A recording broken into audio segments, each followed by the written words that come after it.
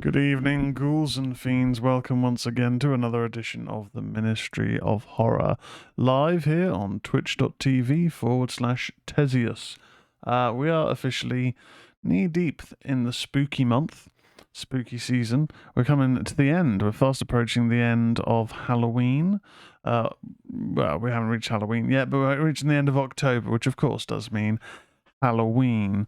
I've no idea how the stream is coming out. I seem to be dropping a ton of frames. Not entirely sure why. No idea how I can find that out, but hopefully it's coming through okay on the stream. Hey, Eddie the Beast is in the chat. Eddie says, hello, Tezz. I'm a bit early today. Nice one. Thank you for joining, Eddie. Hope you are good. Hope all is well. And I hope you've been enjoying the spooky season. Yeah, so it's been a fun couple of weeks. I've been trying to do the 31 Days of Horror challenge, which I did last year. I'd found it. I can't remember the source. I think I'd initially seen it on Twitter, and I've used the same company again. I probably should reference them, but I can't remember their name on Twitter for a kind of a list of a different type of horror film to watch every day. So it's not a list of watch this film, watch that film, but just here's a theme, here's a sub-genre of horror to watch for that day. I managed it last year, horror film every day. There'd be the odd occasion if it was just a chock-a-block day where I wouldn't get to watch a film, so I would do it the following day, watch two films. But yeah, this year obviously I've moved house, just like lots kind of going on, and work's quite busy. So I've generally done okay. I think I have missed a few days, and there's been a couple of days where I've been like 3 or 4 days behind now. Try and catch up in little kind of pockets of time when I can. But yeah, it's been a bit tougher this year to kind of do a film, a film specific to the selection every day. But I did manage to watch. I kind of ticked off 2 birds with 1 stone, sort of. Watching a Vincent Price film and a haunted hotel film by watching House on Haunted Hill. It's not really a hotel, but you have to make allowances where you can. And I thought the only typical one would be The Shining, and I mean everyone's seen The Shining a million times. It's a great film, but I figured let's just try and 2 birds 1 stone it. But I have been able to get through a few new Shudder releases recently. Now Shudder have, and I suppose it's understandable, have upped their game in October. We've had quite a lot of new releases on the platform, and I haven't been able to watch a lot of them. I've managed to get through a few of them. So on today's show, we will be doing reviews of 3 new Shudder releases in the last couple of weeks. We're going to be looking at The Puppet Man. We're going to be looking at VHS 85, part of the VHS anthology series, and also The Night of the Hunted. So they're the selections for the reviews. And then after that, after we've done the news, after we've done the reviews, we'll get to our featured presentation, which is looking at the Fright Night film series, the sort of the various iterations, the original and the modern counterparts. We were going to do that a few shows back, but it just didn't happen. We've had, due to, kind of prior engagements, chop and change where the show is, and sometimes it's just not really kind of worked out. I think when I was originally going to do the Fright Night shows, I just hadn't really pulled any kind of information together, so we ended up just doing quite a review heavy show. But we're going to look at it tonight, and then after the show, all being well, if we're still on the air, because I do not know what is happening with the stream. Hopefully we're broadcasting out fine, but it's saying that we are dropping tons of frames, and I don't know what to do with that. You just got to laugh, haven't you? After the show, we will be continuing with the stream, and we will be on twitch.tv/Tezius doing a watch party. We're going to hopefully watch The Toxic Avenger, but we shall see. If the stream bottoms out, then we may end up being delayed, but we got the internet sorted a few days ago, so as far as I'm aware, we should all be fine. But whatever is occurring with the frames, I mean, I don't know. I can't see. I only see what I'm putting out. Eddie in the chat, yeah, I have been, thanks. Going to a Halloween disco tomorrow, which I'm going to dance my ass off. I mean, you know, it's the spooky season. Got to be busting a move, haven't you? Got to be busting a move. Talking about busting a move, if people are in the Discord, you may have seen a picture of me at what looks to be a horror disco with Pennywise the Dancing Clown. What that actually was an event which is literally about 5 minutes down the road from where I now live, called the Howl, which is essentially like a scream park. Oh, Eddie says, yeah, many glitches have been happening. Oh dear, I do not know what I can do about that. We'll see how we get on. If the show is just not coming through well at all, I'll need to look at the settings, see what I can do. But yeah, we'll try and continue. Anyway, I went to this thing called the Howl Mead Farm. It's an event that happens every year, and it's huge. It's essentially like a UK, smaller scale, of course, version of like a Halloween Horror Nights, where you've got food, music, street performers going around. There was the Circus of Horrors. That was very cool. We started off in there, actually. Yes, I'm Georgie, eh? Hiya, Georgie.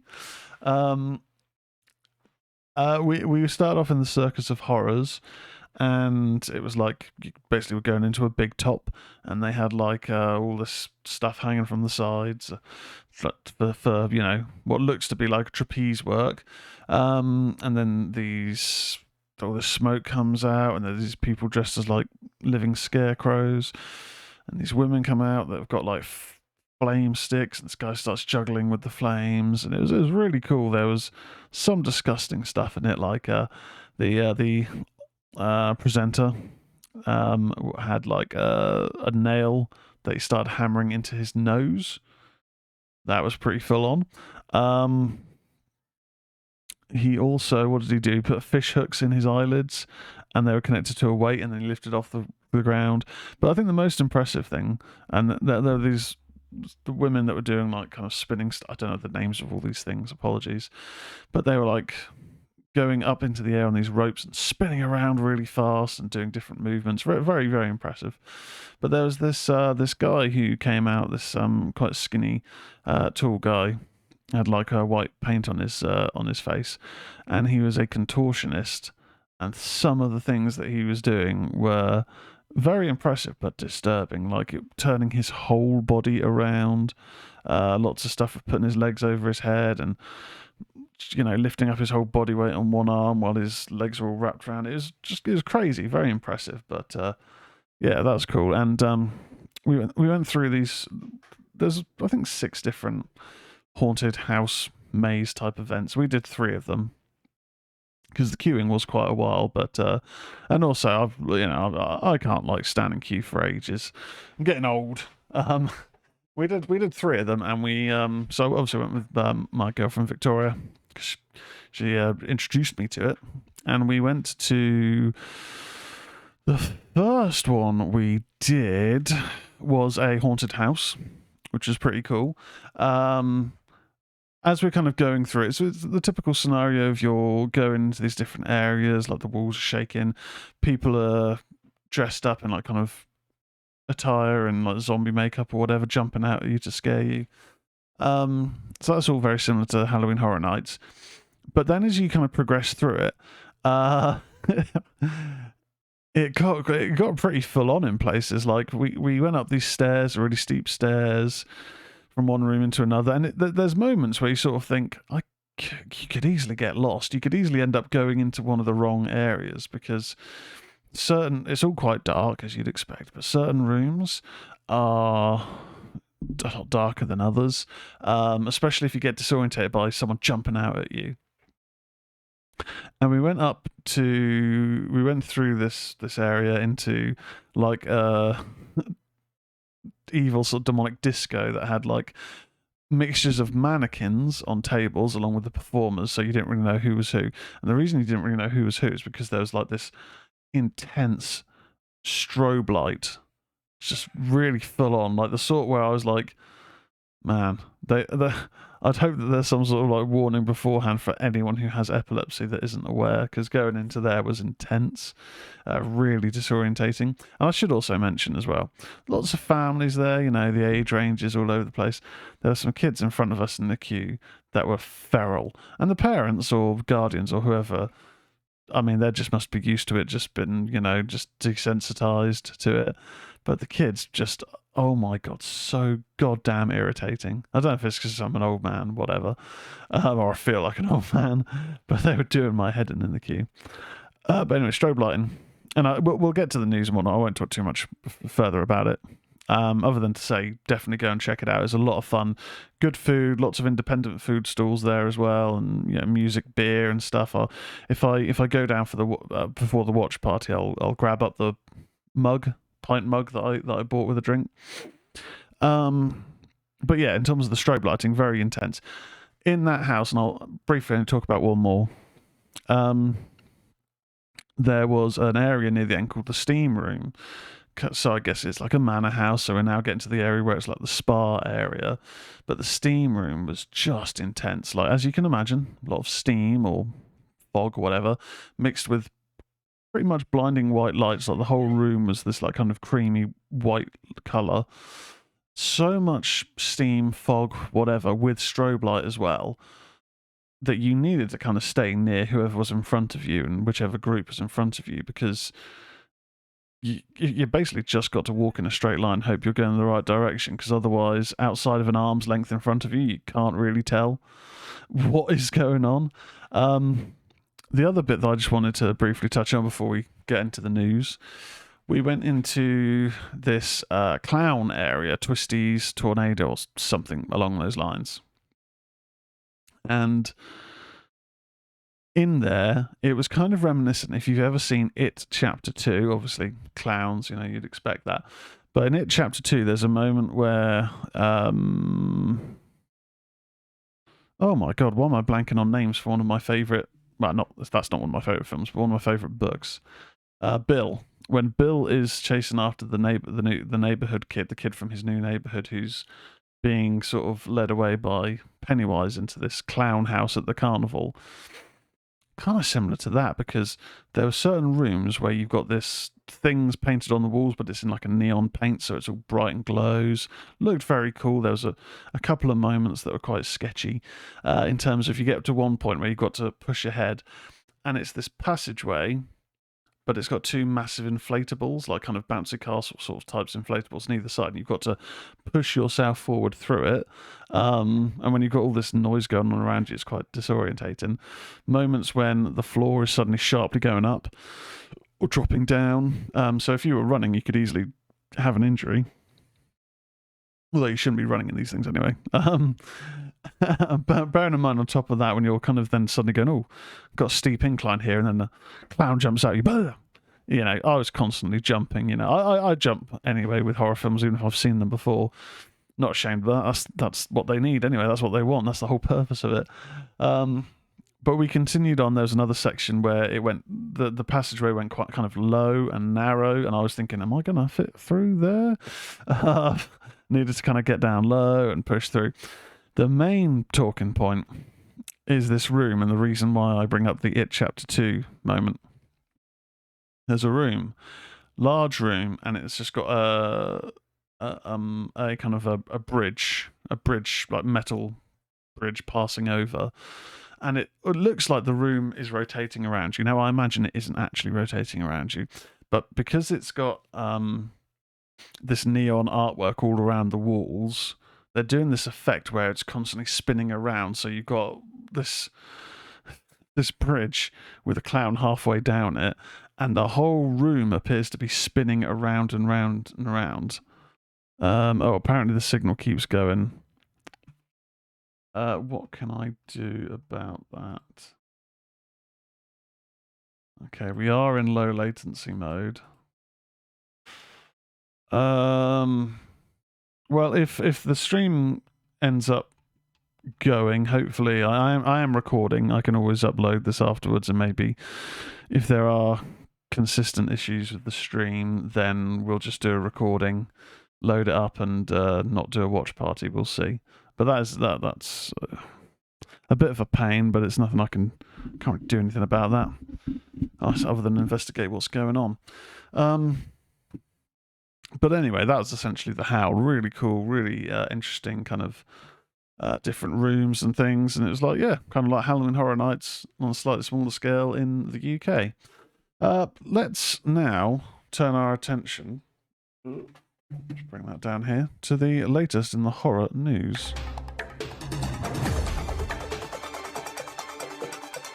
This is the news.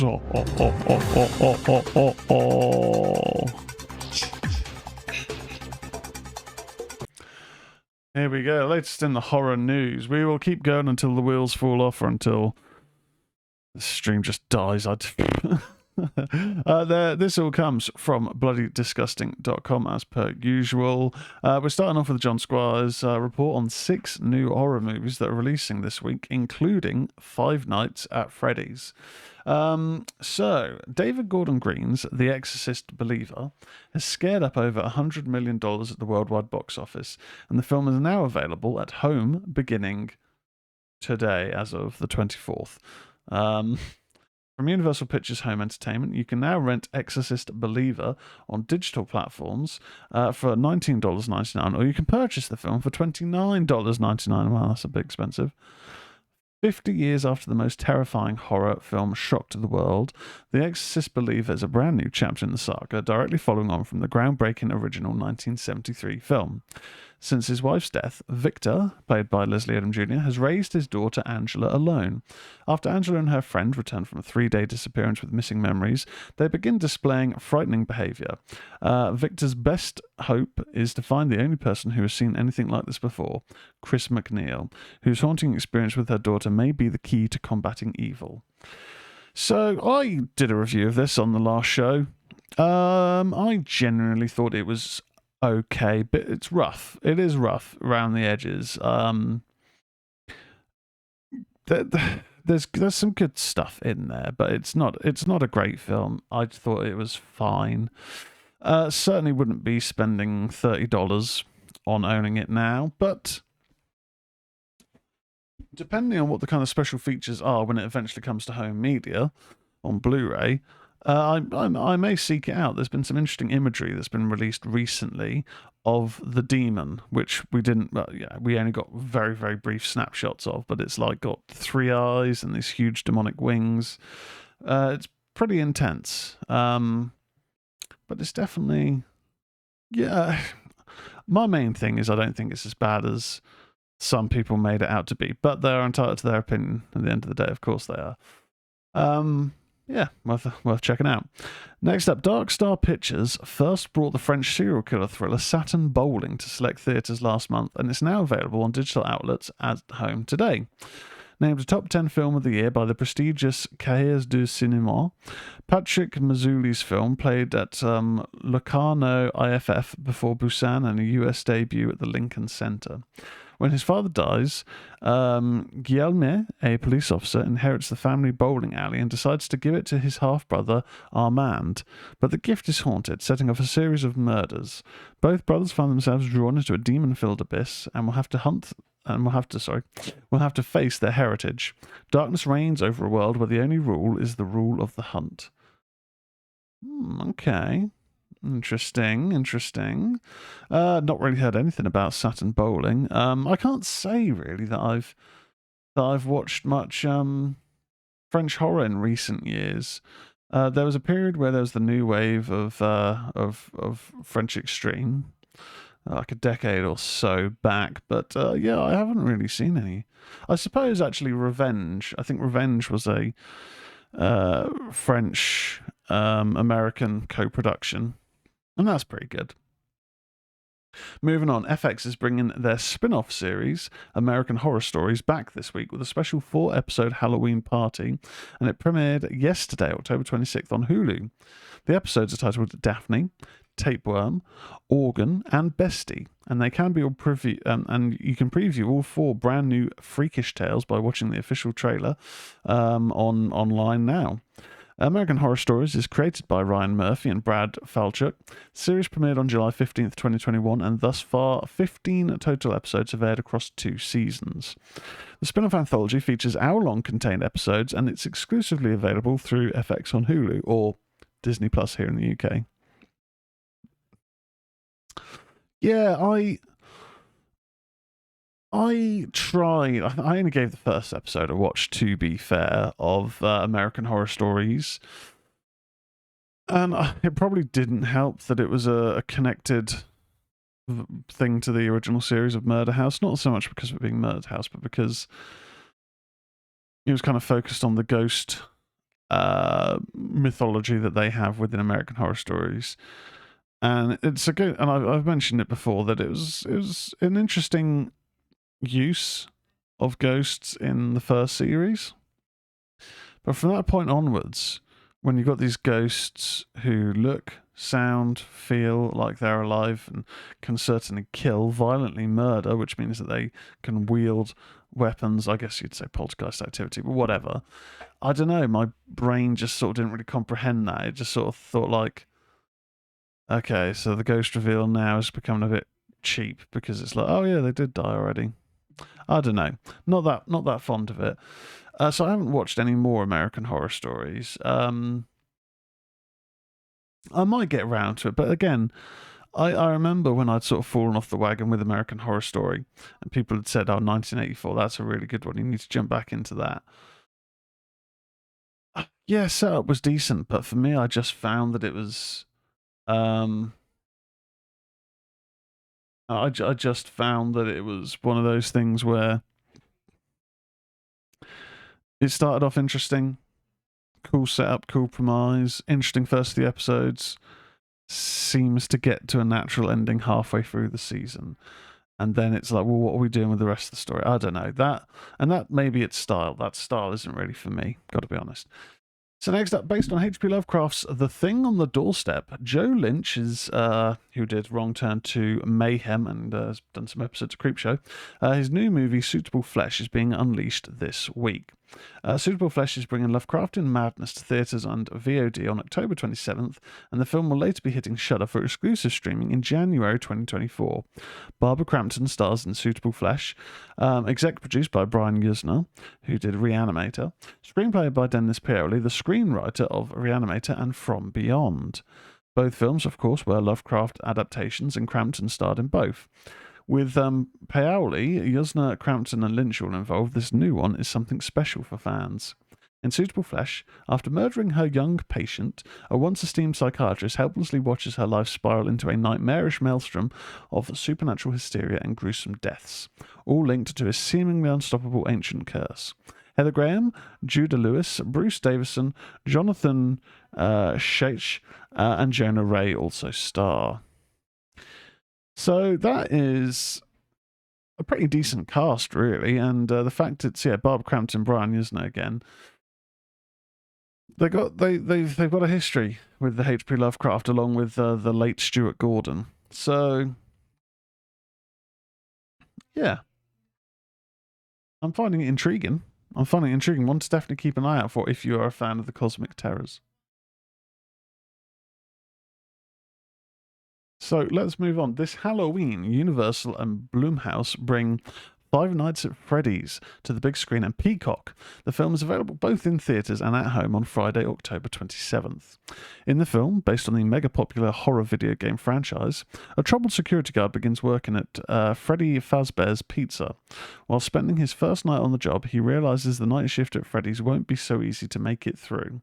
Five Nights at Freddy's is directed by Emma Tammy, The Wind, Blood Moon, and is written by Scott Cawthon, Emma Tammy, and Seth Kuderbach.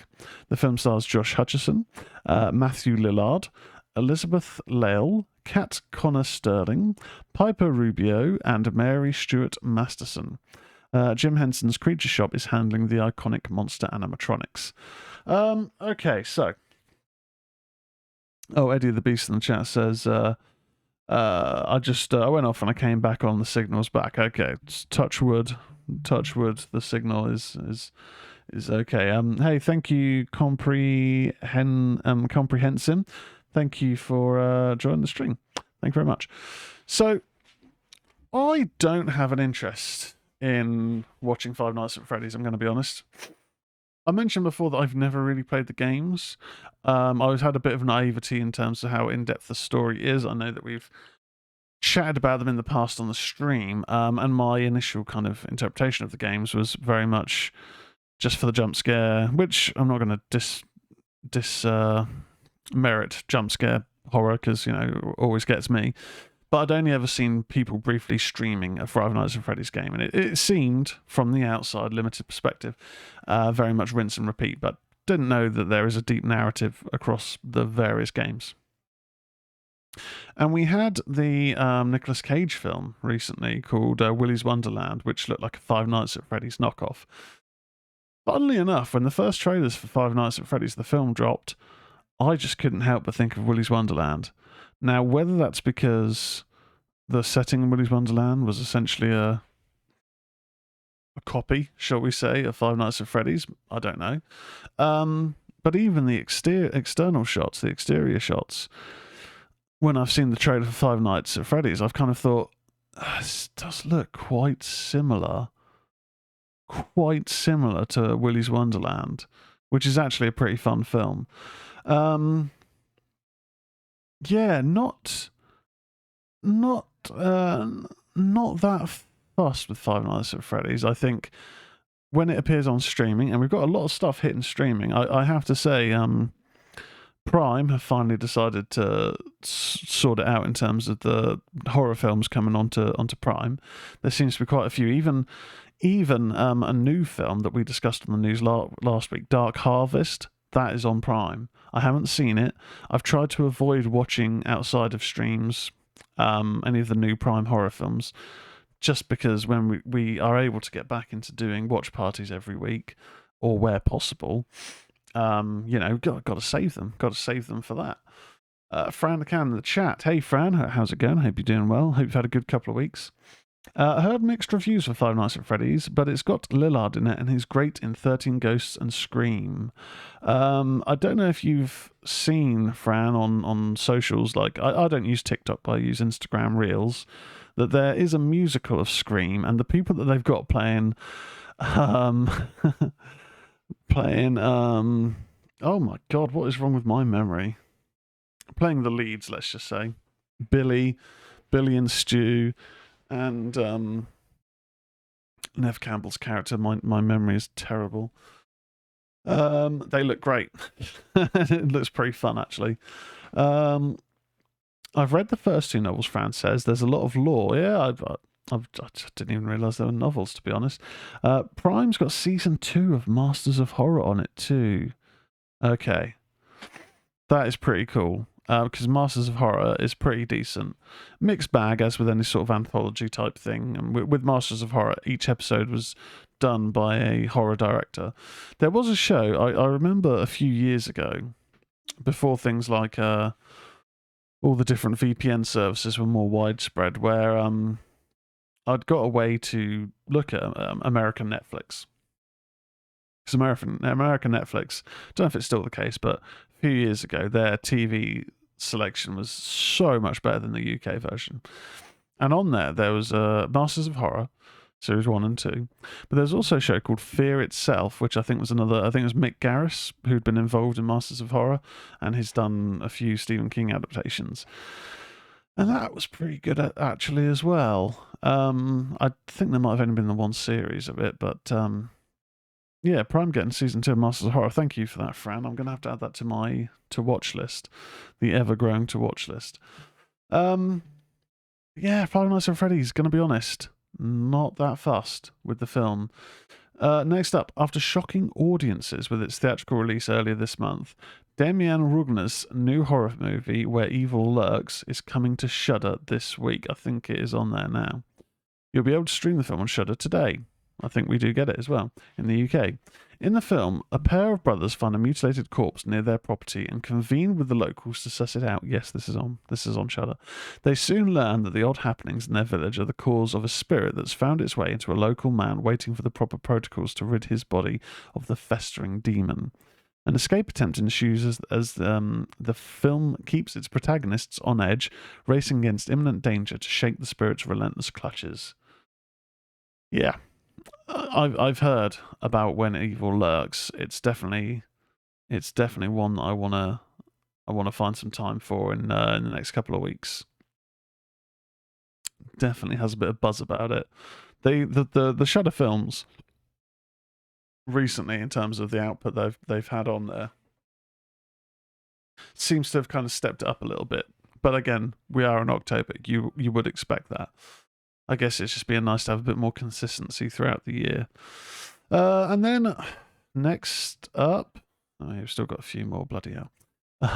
Next up, while Netflix explores the true story that inspired The Conjuring 3 this Halloween, Apple TV, very itchy eye, Apple TV will be investigating the Enfield poltergeist, the basis for The Conjuring 2. The new 4-part documentary series, The Enfield Poltergeist, tells the riveting story of the most famous poltergeist haunting in history, and it premieres globally on October 27th.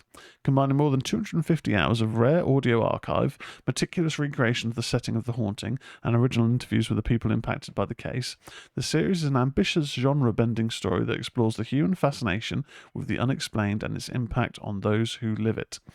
1977, the terrifying haunting of an everyday family in Enfield, London, dominated headlines across the United Kingdom and had a tremendous impact on an entire generation of children. The mysterious case forever changed ideas about the supernatural, and that it wasn't just restricted to castles and stately homes, but could be experienced by anyone, anywhere. So, could be an interesting watch. I have to admit, I've always assumed it was bullshit. There's this famous image of one of the girls levitating. I think she's.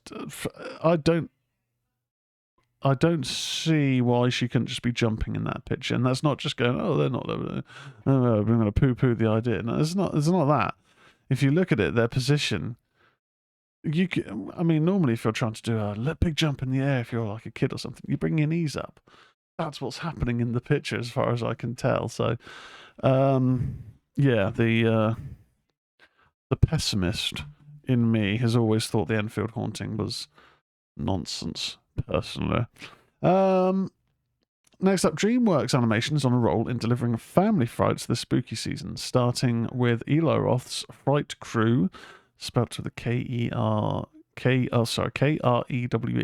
at the beginning of the month. Up next is a new animated series, Curses, and it's set to arrive just in time for Halloween. Curses will be released on Apple TV Plus on Friday, October 27th. In the series, when a generations-long family curse turns Alex Vanderhoven to stone, it's up to his 2 kids, Pandora and Russ, and his wife Sky, to return artifacts stolen by their ancestors to their rightful homes to finally lift the curse for good.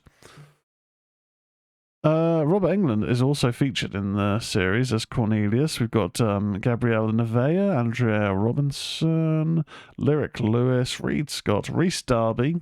Met Rhys Darby, very nice guy. James Masters, Buffy the Vampire Slayer, and Rhea Perlman.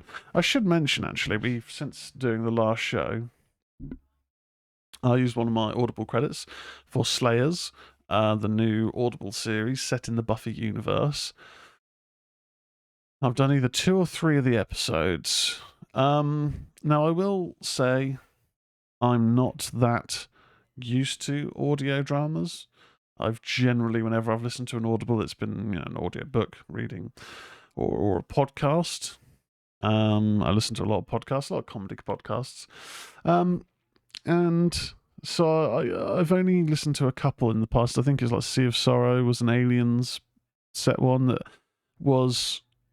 It was a reading of the novel, but they had actors playing the role, so it was essentially like an audio book, but dramatized for the most part. It was very good, actually, very well done. So yeah, I'm just kind of prefacing that I'm not that well versed in audio dramas. So yeah, I found it okay. I don't know if it doesn't necessarily feel like the Buffy world. and I think I'm okay in saying that because it wasn't that long ago that I did a Buffy rewatch for the show. Last year I jumped back into the series and had a great time. But yeah, there's the whole parallel world setting, parallel universe, alternate versions of characters that have died in the normal universe. There's no Buffy to be seen. There's not really many of the Scooby Gang. Essentially, not the key members of the Scooby Gang. So I'm not going to kind of throw any kind of shade on it because it's still cool to hear Charisma Carpenter back as Cordelia, James Masters back as Spike, Drusilla, Juliet Landau I think is Drusilla, but it's not wowed me or won me over. It doesn't seem to have that, and obviously it's not written by Joss Whedon. His things have come out in the press in the last few years. So that wasn't likely to happen, especially with the people involved. Yeah, don't know. I will continue it. I've got far too many things that I'm listening to at the moment, like more Alan Partridge. But yeah, worth a listen if you are a fan of the Buffy universe and to make your own decision, I suppose. Next up, from the co-director of Wreck, Paco Plaza's movie Veronica is getting a prequel with Sister Death, aka Hermana Muerta, and it's come to Netflix today. Sister Death will centre on the character Hermana Muerta, played by Consuelo Trujillo. In Sister Death, in post-war Spain, Narcissa, a young novice with supernatural powers, arrives at a former convent, now school for girls, to become a teacher. As the days go by, the strange events and increasingly disturbing situations that torment her will eventually lead her to unravel the terrible skein of secrets that surround the convent and haunt its inhabitants. Netflix's Veronica was about a young woman who must protect her younger brother and sister after she attempts to bring back the spirit of their dead father through a Ouija board. Veronica is loosely based on the true story of Estefania Guterres Lazaro, a Spanish teacher who died mysteriously in 1992 after using a Ouija board. So I had seen Veronica when it came out, and Veronica received not the kiss of death, that's a little bit too extreme, but received the not so useful stamp of scariest movie in years. Scariest movie in decades.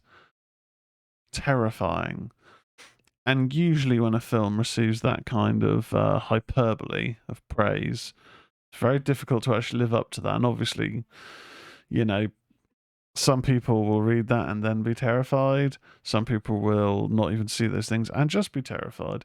But I tend to always find, at least from my perspective, that when something gets labelled as this is the scariest film since blah, blah, blah, or the most disturbing film since yada, yada, yada, that the likelihood is it's not. It's not. But I remember Veronica being decent. Fine. That's about it. But oh, there we go. That's all for the new horror films. Let's move on. Let's whittle through these because my God, do I blather on. Before we move on, Eddie in the chat. Just imagine a horror film of Paul Heyman. Ladies and gentlemen, my name is Paul Heyman, and I'm coming for you. I mean, it could work. I'm surprised Paul Heyman hasn't done more film work. He may have done. I know when he wasn't in WWE for a while, he had like Heyman Hustle. But that just seemed to be scantily clad model women with the Heyman Hustle brand. I don't really know what it was. Maybe he's done a horror film. Who knows? Next up, Christmas comes early. Terrifier 3 teaser slashes down the chimney, only in theatres on November 1st. So Blood Disgust and Cineverse are extending the Halloween season and celebrating Christmas a bit early next week with the theatrical re-release of Damien Leone's box office hit Terrifier 2, which will be the only way you'll be able to see a sneak peek teaser for Terrifier 3. Leon teases, for those of you speculating that the Terrifier 3 teaser is just going to be some 20-second gimmick, I assure you, it's a legit teaser trailer. It's over 2 minutes long, and you're going to fucking love it. Exclusively in theatres November 1st. Ahead of the Terrifier 3 teaser slashing into theatres November 1st, the film's first official poster art has leaked online, leaving us with no choice but to confirm the news. Yes, Terrifier 3 is a Christmas horror movie. Wow. Okay. So, interesting. The artwork looks awesome. It is Art the Clown holding an axe with a Christmas Santa Claus hat on, and he appears to be wearing around his neck the kind of a Santa beard, but it's not a Santa beard. It is the skinned face of Santa Claus. Wow. You wouldn't expect anything less from Damien Leone and Terrifier. Now, I won't go into my thoughts and feelings on the Terrifier series too much. We've talked about it a few times in the past. It's first one and the anthology that kind of started it. I always thought, oh, the clown looks cool and unique, but the film's just crap. Not really for me. First Terrifier film, I just thought it's just a bit of it just seemed like an excuse just to show excessive gore with quite an interesting looking new horror villain. But in terms of the story, there didn't seem like there was one. I applaud him though for Terrifier 2. It is a bit long, it's a little bit bloated, and I'm not a huge gore hound these days. I prefer more subtle horror, but holy fuck, if you are a gore hound, then Terrifier 2 is for you. But it has got a bit more of a story. The acting's not amazing in parts. Some actors are better than others. And like I say, the gore is disturbing in places. But as a film, we got a protagonist. That's the main thing. And that's what was missing from Terrifier. So if you've seen the prior short films or the anthology film or Terrifier 1 and thought this isn't for me, well, if you may not even want to watch Terrifier 2, but if you're not put off by excessive over-the-top gore, but you weren't a fan of those, give Terrifier 2 a watch, because, you know, I actually thought it was pretty decent. Terrifier 3 being a Christmas horror movie, I mean, I'm kind of interested, and I didn't think that was a possibility. Frank Cameron saw the anthology film. Art did nothing for me, so haven't seen his solo films. They are, both solo films are on Paramount Plus if you have that. If you don't have it, but you have, let's say, Sky, you do get Paramount Plus free with Sky Cinema. Yeah, like I say, first film I didn't think was anything decent. Second film, it's a lot of fun, and it's got Chris Jericho in it, briefly. We'll move on. So, fans of Ghostbusters. I know Lawrence is a fan of Ghostbusters. Ghostbusters Rise of the Ghost Lord is available now on PSVR 2 and Meta Quest. Sony Pictures, virtual reality, and developer nDreams are ready for you and your friends to bust some ghosts with Ghostbusters Rise of the Ghost Lord, available now on the PlayStation VR 2, Meta Quest 2, Quest 3, and Quest Pro. Meta Quest users get an additional treat with Mini Puffed Mayhem, the mini-game showcasing Quest 3's mixed reality capabilities. It's time for players to step into the immersive world of Ghostbusters in a way that's only possible with virtual reality, says Jake Zim, Senior Vice President of Virtual Reality, Sony Pictures Entertainment. Ghostbusters Rise of the Ghost Lord puts the power of the Proton Pack into the hands of those eager to bust their way through this iconic universe. With so many ways to play and the ability to team up with up to 3 friends on PSVR 2 and MetaQuest headsets with crossplay, the fun of busting ghosts is endless. This is just the beginning, and we have so much more to share with our players in long-term support for the game. I've tried VR. I had a Quest 2 a little while ago during lockdown when you're just in your house, and what else can you do other than spend money on things you don't need? And VR isn't for me. Or wasn't for me. I mean, my PC at the time, when you connected to it, I think the graphics card was one which wasn't compatible with the Quest 2. Funnily enough, there was just particular ones that it isn't. And so when I've upgraded in the last year, maybe that one could, but I just found more often than not, I just either thought the games were limited, or I felt motion sickness. And also with my glasses, I know there's like a attachment you can kind of put on, but it just never felt comfortable for me. If I didn't wear my glasses, then it was all just a bit too much of a strain. If I did have the glasses on, I just felt like they were getting mushed into my face. So if you are a fan of Ghostbusters and VR and have those features, then yeah, that's now available now. Give it a go. Eddie the Beast in the chat. Speaking of Lawrence, he was on last week. Yes, I think Lawrence is is looking to test the water back in streaming. So if you haven't, check out Voodoo Rocks on Twitter and give Lawrence a follow. He's a good guy. He was a host on Ministry of Slam and singer with Don't Stop Believing and Voodoo Vegas. So, next up, we've got a couple little bit more things to look on the news. The Black Phone 2 is ringing into theatres September 2025. Director Scott Derrickson's Joe Hill adaptation, The Black Phone, was a hit in theatres last year, so it comes as no surprise that The Black Phone 2 has officially been confirmed. Universal and Blumhouse will release The Black Phone 2 on June 27th, 2025. No word yet on whether or not Derrickson will return to direct. Academy Award nominee Ethan Hawke, in the most disturbing role of his career, starred in the suspenseful thriller The Black Phone, which is based on a short story by Joe Hill. The film came from Blumhouse and director Scott Derrickson, who brought us Sinister and Doctor Strange. From producer Jason Blum and written by Scott Derrickson and C. Robert Cargill, with Derrickson directing, The Black Phone stars Ethan Hawke, Jeremy Davies, James Ransom, Mason Thames, and Madeline McGraw. In the film, Finney, a shy but clever 13-year-old boy, is abducted by a sadistic killer and trapped in a soundproof basement where screaming is of little use. When a disconnected phone on the wall begins to ring, Finney discovers that he can hear the voices of the killer's previous victims, and they are dead set on making sure that what happened to them doesn't happen to Finney. The film was produced by Derrickson and Cargill's Crooked Highway and presented by Universal and Blumhouse. I thought the Black Phone was pretty good. I think it was like a solid 7.5 out of 10. Didn't think it was brilliant, but it was a decent, taut little thriller. I thought Ethan Hawke was very good in it. Had a nice little self-contained story. A sequel. Yeah, I interested to see where it goes. I would imagine it's a prequel, and prequels aren't, well, I'd say prequels aren't usually something that interests me that much, but saying that, I thought X was decent, but I thought Pearl was brilliant. So I will hold up my reservations. I'd be interested to jump back into that world.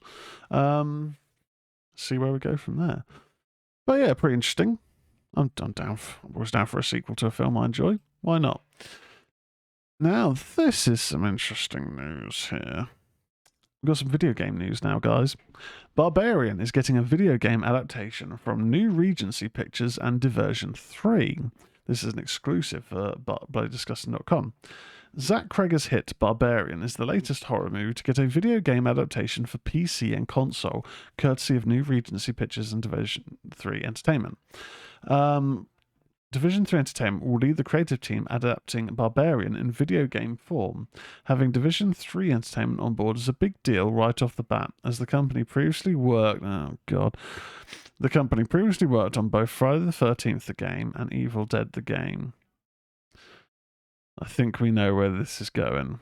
We're very excited to work with the team at New Regency to expand on the settings, characters, and creatures of Barbarian, said Tim Hesse, executive producer of Division 3 Entertainment. The film did a magnificent job of not only scaring audiences with its unexpected and horrifying twists and turns, but also in establishing strong characters thrown into terrifying situations. We look forward to exploring these themes further in the game. Expanding the Barbarian universe into gaming provides a new way to capture the horror that made the film such a success. We're thrilled to collaborate with the incredibly talented team at Division 3 Entertainment. Blah, blah, blah.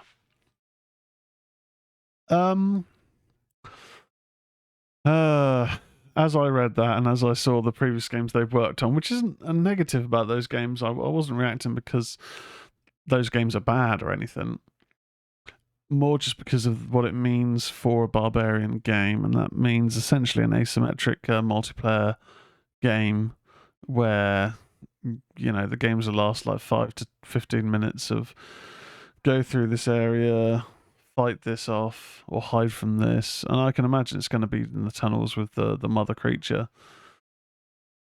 But I won't poo-poo it yet. It's only been announced. I don't believe anything's been worked on as of yet, but they're not my sort of games, to be honest. Not really. Last up on the news, Chucky versus Megan. Don Mancini says, stay tuned. If there's one thing Don Mancini has proven over the past 20 years, is that Chucky is the most malleable horror icon of the 1980s, able to be placed into endless locations, situations, and storylines. The Chucky TV series in particular, now in its third season, has injected all kinds of new life into the killer doll, with various new iterations of the character introduced. So what's next for Chucky? While we wait for Season 3 Part 2 coming sometime in 2024, it sounds like the idea of Chucky battling Megan isn't off the table at this point in time. Introduced in the box office hit Megan earlier this year, Megan is of course a killer doll much like Chucky, in that the film essentially given a high-tech update to killer doll movies of the past. Variety just brought up the idea of Megan v Chucky to Mancini, and he didn't shoot it down. I would say, stay tuned, Mancini replied during the chat this week. As Variety notes in their interview with Mancini, both properties are owned by NBC Universal, so the idea of a Chucky versus a Megan battle is not as far-fetched as it may sound. Mancini also notes in the same interview that Chucky's current crisis in Season 3, his rapidly aging and seemingly dying, will force him to contend with legitimate new contenders to the throne like Megan and Annabelle. Mancini further explains he has to deal with that place for himself in the pop culture world, and that's how we really touch the ground with Chucky. We give this off-the-wall character a crisis that has the sting of real pain and real life, but it just makes him angry, and you know what happens when Chucky gets angry. So how would a Chucky v Megan mashup play out on screen? Are we talking about a full-on spin-off movie, or maybe a Megan cameo in the Chucky television series? Let's not forget that Chucky visited the Amityville Horror House already this season. Anything is possible. I don't know. I mean, I must say Chucky's very successful. With the Megan, I know that they're owned by the same company, but would the makers of Megan want to be jumping into a crossover straight away? I mean, we know we're getting a Megan 2, or don't know how it's going to be titled, after the success of Megan. I would probably say he's just being coy. Never say never. Maybe he likes the idea, but I don't necessarily see it happening yet. I guess if maybe Megan 2 flopped, maybe. But I don't necessarily see that personally. Around the can in the chat, AI Chucky and Megan v OG Chucky and Tiffany. Well, that could work, because the Chucky from the remake, he was AI, wasn't he? He wasn't a serial killer, stored in the body of a doll. So, that could work. That could work. Who knows? Who knows? Right. Well. Anyway, guys. We are rapidly approaching the top of the hour, and that is it for the horror news.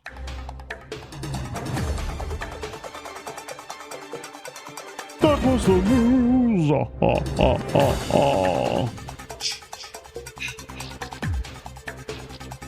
I'm going to let the music play out a little bit longer because I'm so thirsty.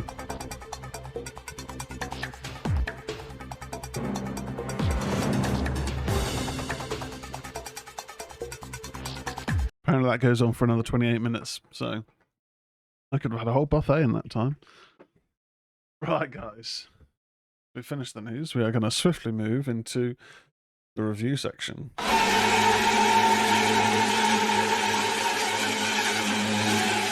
That's right, we're talking reviews, and we are going to start off by talking about the recent Shudder exclusive, as are all of these. This is Shudder Corner tonight.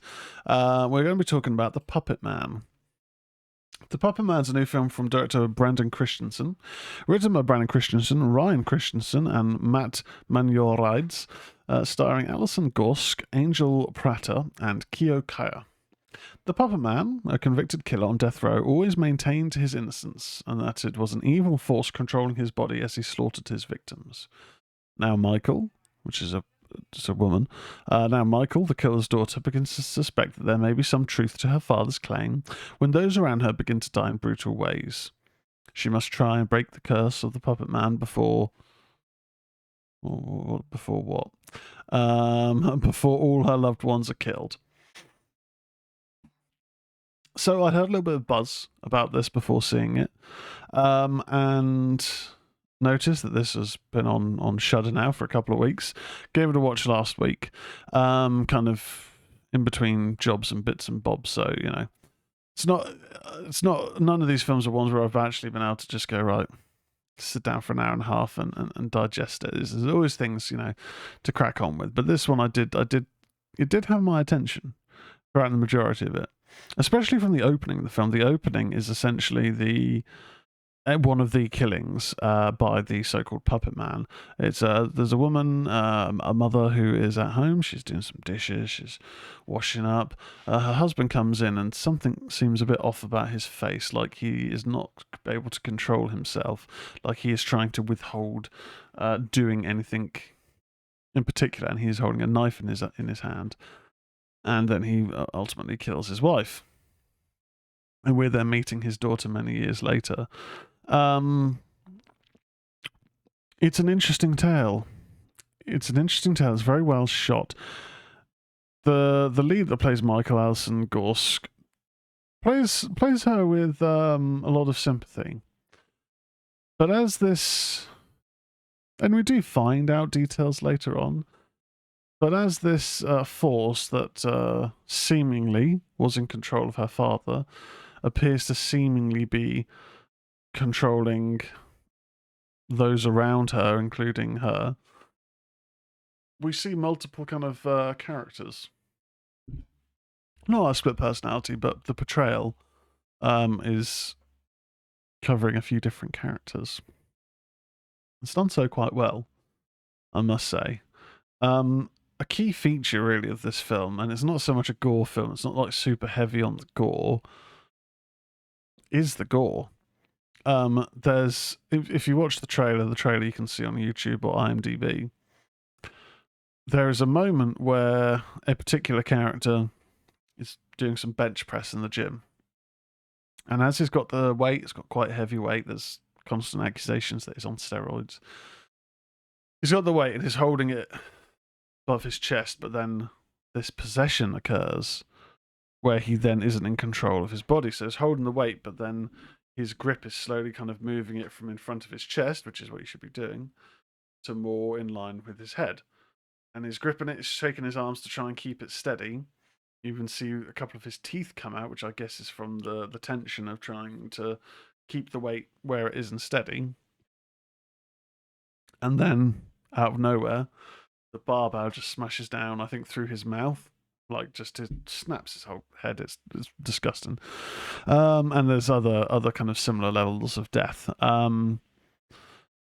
It's intense in places, but it's quite a unique little film. It's more of a dark thriller with heavy gore in places, I could say, and I'm always interested in a good thriller. We don't really get that many mainstream thrillers these days, and this isn't necessarily a mainstream film, but I like what they're doing with this. Like, the artwork is very much in the style of like 70s Italian giallo, and I really like that. I think it's quite unique. Whether that is going to be a craze that we then end up kind of going through, we had that, we've had similar films with this heavily inspired by the 70s artwork style, such as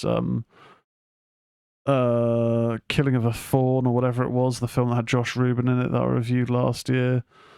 Something of a fawn. It had fawn in the title. That very much had that kind of 70s inspired theme and style to it. But I do wonder if maybe when newer films are going for this style, if we may end up, hopefully not, getting that oversaturation of, it was kind of like the H.P. Lovecraft period or Stranger Things period, where everything was like kind of purple neon, and everything had that tinge, and it was a bit just like, oh, fucking hell. If you're going to go to the neon tinge, it doesn't have to be purple. It honestly doesn't. It could be red, it could be green, yellow, whatever. But this, I think, was pretty good. It's got some decent performances in it. It wasn't like excellent in terms of certain things really sticking with me. There was moments in the trailer that I saw just sort of playing just then, which I was like, oh yeah, I forgot that happened. That was pretty cool. And that could just be because it wasn't a film where I was able to sit, digest it all, 100% focused. It could be that, but it's just decent. It's a 7 out of 10, I think. 7 out of 10. I don't think that's a bad thing. Definitely want to keep an eye out for it. It is on Shudder currently, so give it a watch, I would say. Next up in our Shudder review-a-thon, VHS 85. So we've discussed the VHS films a few times. We've done a found footage episode a little while back, which was a lot of fun. There's been a few spin-offs from the series. From the first film, there's Siren, which is pretty good actually, and it's from probably my favourite segment of the first film, I would have to say. The segment that stuck with me the most. So we had a spin-off of that. There's been a Snapchat mini-series. I didn't realise that was a thing. I don't use Snapchat. There was also Kids vs. Aliens that we reviewed a little while ago. That was a lot of fun, actually. And that was a spin-off of VHS 2. I've still never seen VHS Viral. I've just heard it's got terrible reviews, but I've just never got around to watching VHS Viral. And then it'd kind of been quiet for a little while, but we've really been kind of going on a splurge of VHS films recently. Started off with VHS 94, which I did think was very good. I think VHS 94 is the strongest next to the first film. Followed by VHS 99, which had some okay moments, like it was generally decent. But if VHS 94, which I don't think I reviewed because that came out before the show started, before Ministry of Horror started. But VHS 94 was like an 8 out of 10, like 7.5 to an 8 out of 10. VHS 99 was a 6.5 out of 10. It's good, but it wasn't great. It was good. It wasn't great. And that now brings us to VHS 85, which has had some pretty good reviews, really. And Scott Derrickson actually directed one of the shorts, which is I didn't realise. Kiki Sol Guerrera. Some other people did the other ones. David Bruckner. He's done some stuff. The Ritual. Some good directors in this. Some good pedigree. Yeah, what can we say without kind of going too much into it? There's an overall narrative regarding a character, a shapeshifting being that the scientists have found called Rory. That's kind of the main overarching thing, is this documentary of these scientists at the Starming University studying Rory. And interspersed in that, we have then the general segments. No Wake, God of Death, TKNOGD, which I think was the worst. I didn't like that. We then had Ambrosia. I thought it was all right, and then Dreamkill was pretty good actually. Scott Derrickson, C. Robert Cargill. That's pretty intense. That's pretty intense. But it was pretty good. But in regards to it as a whole, they really were pushing the 1985 element. There was talk of Betamax, and Betamax being better than VHS, but VHS being the cheaper alternative, which went widespread. I just felt, and when I talk about the VHS 85 aesthetic, it does everything's kind of in like a 4:3 format, box format essentially on your screen. So the black bars are on the left and right as opposed to the top and bottom for widescreen, with the video damage, and it a lot of it looked very authentic for being filmed on video in the 80s, which I think is brilliant. Bravo. But any sort of anthology is normally a bit of a mixed bag. The good thing with anthologies is, that if you don't like this story, you've only got to wait 20 minutes and then you've got another one. Whatever, less time sometimes. But rarely an anthology, every story hits it out the park. There's going to be something for you which isn't for someone else, and something for someone else that's not for you. I did find that I didn't really get that interested in most of these stories. Maybe I do need to give this a proper watch sometime. Sit down, curtains closed, lights off, get some popcorn and beers, and give it another watch. And maybe we'll do a VHS episode in the future. We've done a found footage one, so I'm not talking anytime soon. We've got some other shows that I want to get through first. But maybe in the future we'll do a VHS marathon. I just found that I didn't really. It wasn't bad. I just didn't really like it as much as I thought I'd like a VHS film.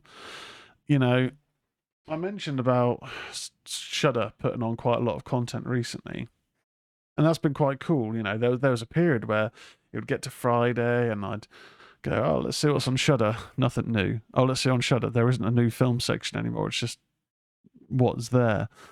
And recently we've had tons of stuff. They've put on The Church, which is Demons 3, or it's been tacked.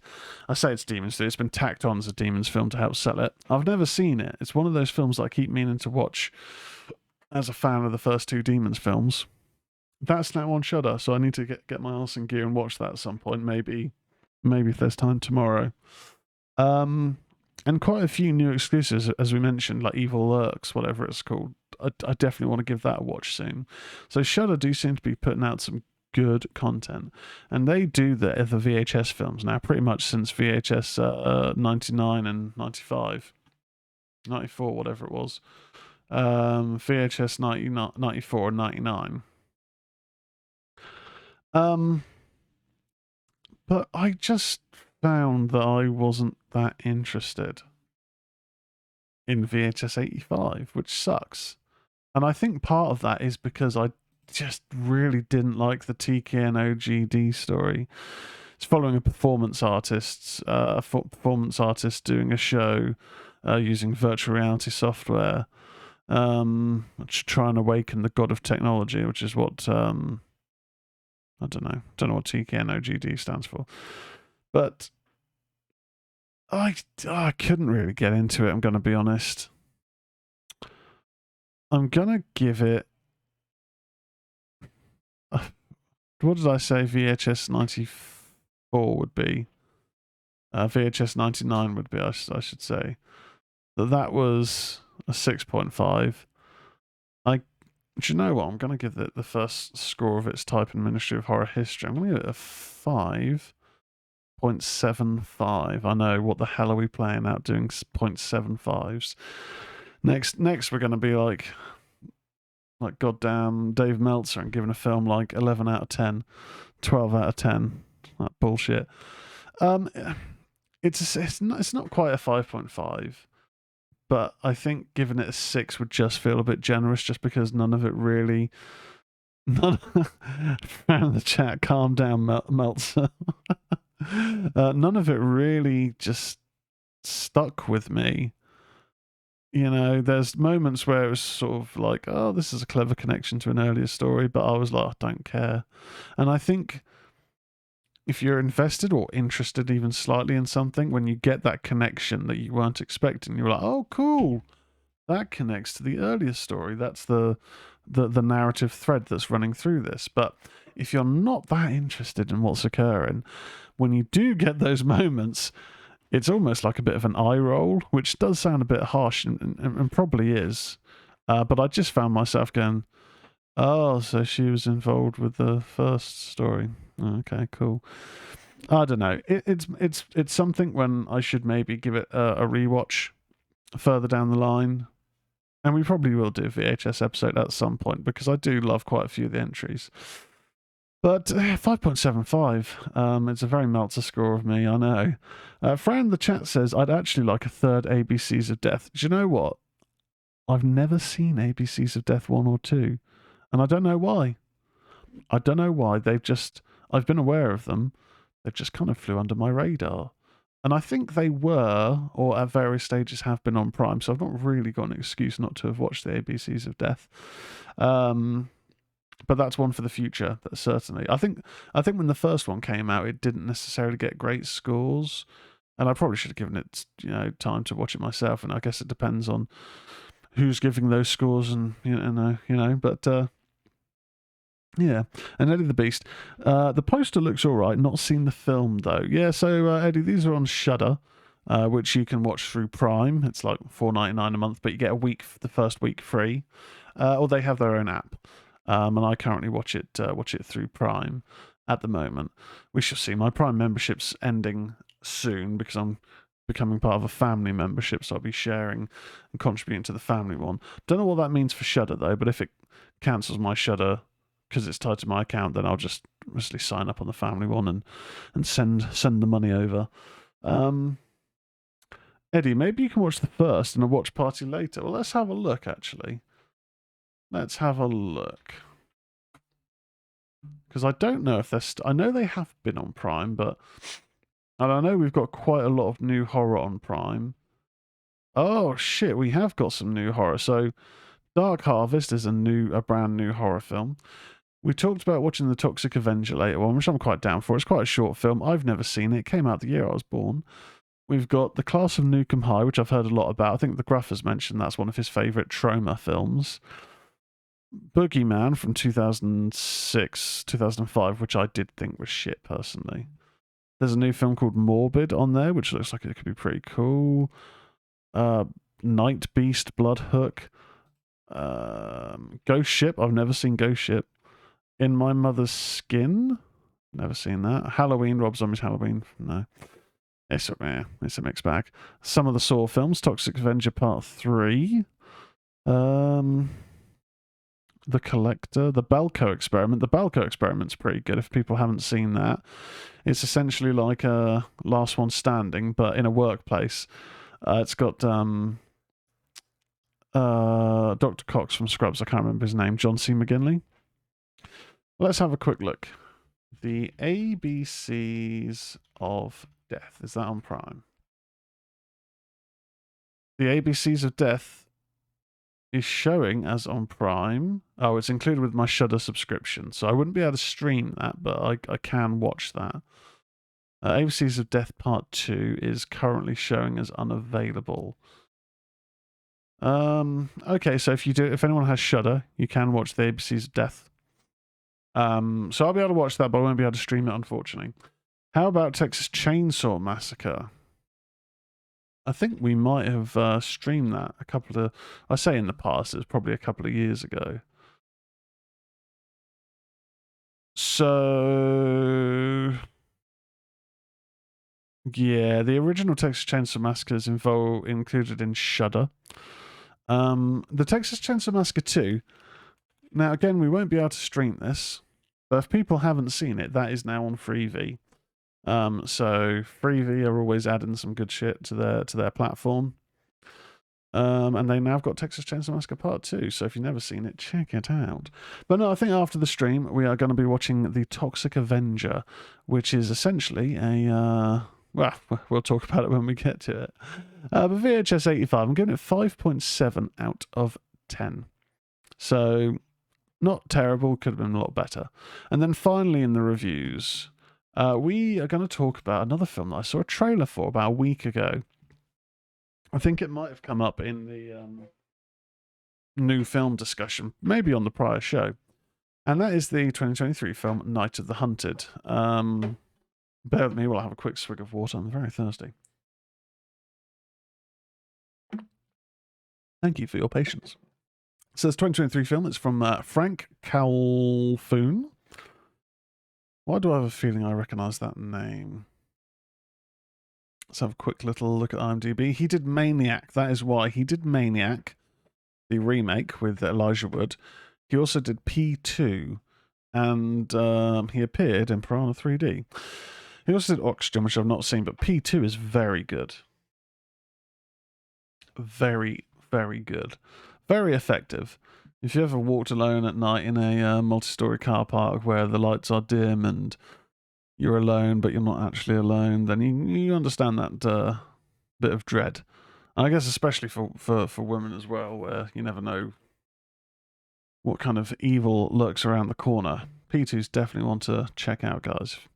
But he has come back with Night of the Hunted, written by Frank Calhoun, Glenn Fryer, and Ruben Avilio Calvo, starring Monea Abdel Rahim, Abe Anderson, and J. John Beeler. When an unsuspecting woman stops at a remote gas station in the dead of night, she's made the plaything of a sociopath sniper with a secret vendetta. To survive, she must not dodge his bullets. Fucking hell, I can't read. To survive, she must not only dodge his bullets and fight for her life, but also figure out who wants her dead and why. And it's also produced by Alexandra Ayer, he's done some stuff. He's done some stuff. I think he did Switchblade Romance and the Hills of Eyes remake, I believe. Don't quote me on that. So, this film's pretty intense. Again, it was a film where I watched it kind of with partial attention due to other bits and bobs. So I can't actually remember if it was clear or revealed in the finale. And obviously I'm not going to do spoilers, but I can't remember if it was actually clear in the finale who was behind it. But we're introduced to, I believe her name is Alice. I'm looking at this on IMDb, so I don't have my usual Wikipedia notes to check. I should also mention that Creepshow Series 4 has started. I've done 2 episodes of that. As with every Creepshow season, mixed bag. But Creepshow, you get 2 short stories per episode. So it's about an hour long. But, you know, you get some good, you get some bad. That's an anthology. Worth checking out. So, with this, we are introduced to Alice. Yep, Alice, that's her name. Camilla Rowe. Oh, okay, Camilla Rowe's the lead. Why have they got the little girl that's her name's at the top of the list? She's not starring in it. She has a very small role. Anyway, Camilla Rowe is playing Alice. She is on the road from a pharmaceutical conference, and she's talking at the very start of the film to her husband, who's miles away. They're doing fertility testing to have kids, because they're currently trying to have kids, and unfortunately they aren't successful in the traditional sense. They're having to look at alternative ways, and they're using fertility. As she's coming off the phone, a guy appears, not directly behind her, but coming in off camera, going into the shower. So straight away, you know, okay, there are secrets here. There is what appears to be infidelity. I mean, who knows what if it's an open relationship, but it's very clear very quickly that's not the case. So, not a great start. They head off into a car because they are heading to this clinic after the conference, but due to main road closures, they're having to go through a separate route, and they come to this gas station in the middle of the night. She goes into the shop while her boy toy is outside filling up the car, which has an unsuspecting fuel leak underneath it. So as Alice enters the shop, she's mooching around. She's there by herself. She can't see anyone working, but she's getting drinks, chewing gum, the like. And all of a sudden, I think maybe there might be one other person in the shop initially, I can't remember. All of a sudden, bang, bang, there's rifle bullets coming through. One clips her in the arm. It's like kind of like goes past her arm and cuts her. Bang, bang, bang. She is gunned and pinned down in a location. When she tries to move, there's bullets flying through. And quite often we've had it where there's films with a limited cast and one location.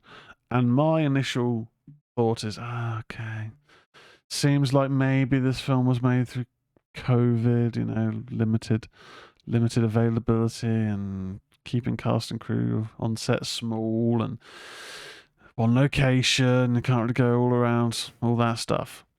And look at it as a bit of a limitation. Or it comes across as that way because of how the film is paced, perhaps, let's say.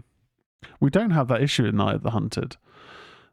The fact that this is like an hour and a half film, maybe just shy of it, like 85 minutes, something like that, it's pretty tense throughout. And I think that comes down to the performances. I think Camille Rowe is excellent as Alice. What else has she done that I may have seen? The Deep House I haven't seen. No Limit I've not seen. Cosmic Dawn I've not seen. Knuckle Dust I've not seen. So it would appear that I've not actually seen her in anything else. But she is pretty good in this. And the direction, I mean, seeing that the director worked on Peter and Maniac, I'm not surprised that's good pedigree. He knows how to create tension. Both of those films have tension in various different ways of portraying it. And we're essentially following her stuck in this shop. but there's different things occurring with different people coming by and trying to call for help, but her phone is shot by the sniper rifle. Trying to understand what the motivations are behind the hunter and what connection he has, if any, to Alice. It's really expertly done. It's expertly done, but it's not like it's a brilliant film. I think it works the tension well. But again, like I say, I don't know if this is a case of need to give it a rewatch, but it didn't necessarily feel like we got too much in the way of resolution. Now, you don't always have to have resolution, but in a particular film where through dialogue, because there is a walkie-talkie that's been left in the shop, it appears that there's a deep connection or a deep knowledge of Alice by this shooter. But again, I don't feel like we ever fully got said resolution. And it could be one of those things where a line of dialogue early on maybe hinted at that, because there's a few different possibilities. That may have been the resolution, and maybe that isn't necessarily a negative. But I did think that this is a worthy taut thriller. Yeah, I think it's definitely worth a watch, really. And I think in terms of the recent Shudder output being volume-wise very nice for the price of, $4.99 a month. We've previously had it where we'd get one new Shudder film a week, and more often than not, they were kind of shite. This isn't. This is pretty decent. I think Puppet Man was pretty good. VHS 85 was a disappointment, I must say.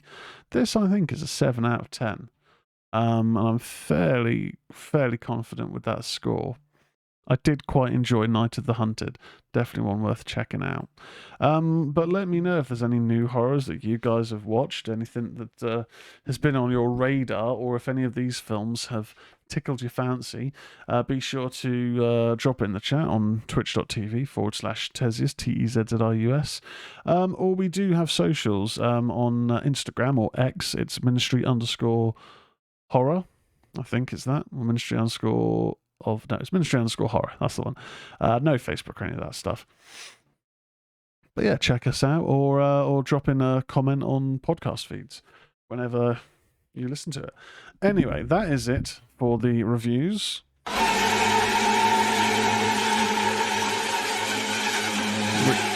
There we go. We're going to move on now to our featured presentation.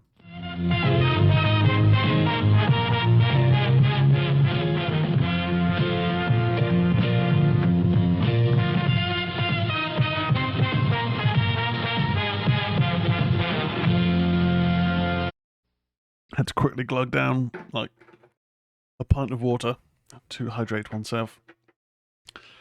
That's right, you may be confused watching this live on stream. Oh dear, I dropped my bottle on the floor, and I think I may have set the dogs off, who've been very calm. That's my fault. I'll hold my hands up to it if you can hear the dogs barking. I apologise. I put my plastic bottle on the floor with a little bit too much zest. Anyway, if you're watching this live on the stream, you may be thinking, this is Ministry of Horror, this isn't Ministry of Doctors. Why have we got Doctor Who David Tennant on the screen right now? We do not. We have David Tennant portraying the role of Peter Vincent, Vampire Hunter. We're not going to start off talking about that particular role, though. We're going to start off talking about the original film. Now, if you're not aware of what Fright Night is, don't be alarmed. It's not really a super mainstream franchise. It's been very kind of stop-start in terms of its movement from film to film and how they're connected. But we'll get into that. We'll kind of dive into the nitty-gritty, of that. And to do so, we need to start off with the first film, Fright Night. So Fright Night is a 1985 American supernatural horror film written and directed by Tom Holland in his directorial debut. and produced by Herb Jaffe. Stars Chris Sarandon, William Ragsdale, Roddy McDowall, Amanda Bierce, Jonathan Stark, Dorothy Fielding, Stephen Jeffries, and Art Evans. The film follows a young Charlie Brewster who discovers that his next-door neighbour Jerry Dandridge is a vampire. When no one believes him, Charlie decides to get Peter Vincent, a TV show host who acted in films as a vampire hunter, to stop Jerry's killing spree. So the film was released in August 2nd, 1985, and grossed $24.9 million at the box office. And since its release, it has been had positive reviews and has become a cult classic. So, I'm just going to crack the window open. It's suddenly got very warm in here. If you have been listening to the show for a while, you'll know that when it comes to certain films in my horror fandom, I've kind of come across them 9 times out of 10.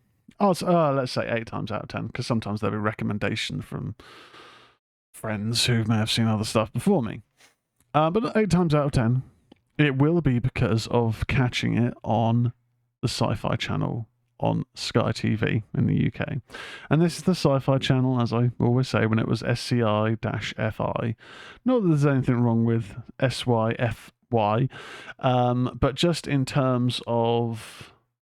I suppose during that period, it was less of a channel that had that would develop its own properties, whereas now in sci-fi, we get a lot of sci-fi original films, sci-fi original TV series, varying qualities, I must say, but there's a lot more original output. Whereas back in today, the productions were limited, and more often than not, the channel was showing sci-fi shows, Star Trek, whatever, Stargate, SG-1, and classic sci-fi and horror films.